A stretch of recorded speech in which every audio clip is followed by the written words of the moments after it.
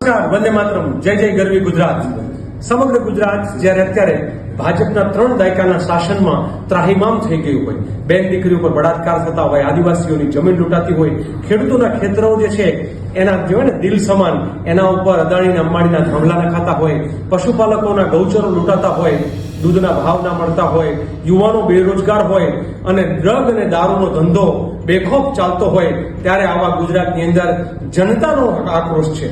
ખેડૂતોના દેવા માફીની વાત તો બાજુમાં રહી, પરંતુ જાહેર કરેલી સહાય પણ જ્યારે સરકાર ન આપી શકતી હોય ત્યારે ખેડૂતો અત્યારે ગુસ્સામાં છે.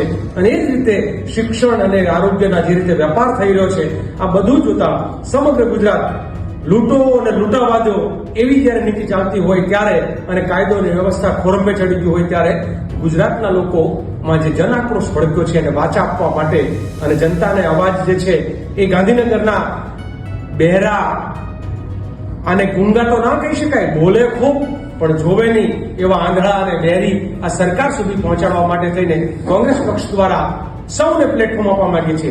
જેના ઘરો પડ્યા છે, જે ગરીબોના આશિયાના તૂટ્યા છે, એને એ ડિમોલિશન થયેલા લોકોને પણ કહીએ છીએ કે આવો અમે તમારો અવાજ બનવા માંગીએ છીએ. ત્યારે 16 તારીખે બરાબર 1ના કટોરે બપોરે જે છે એ સરકાર એક બાજુ વિધાનસભા ચાલતી હોય ત્યારે અમે તમારો અવાજ બનવીને તમને પ્લેટફોર્મ આપવા માંગીએ છીએ. તમે સૌ આવો અને આવીને તમે તમારો અવાજ ત્યાં મૂકો અને કયો સરકારને કે હવે બહુ થયું, શોષણ પણ બહુ થયું, અત્યાચાર પણ બંધ થયું.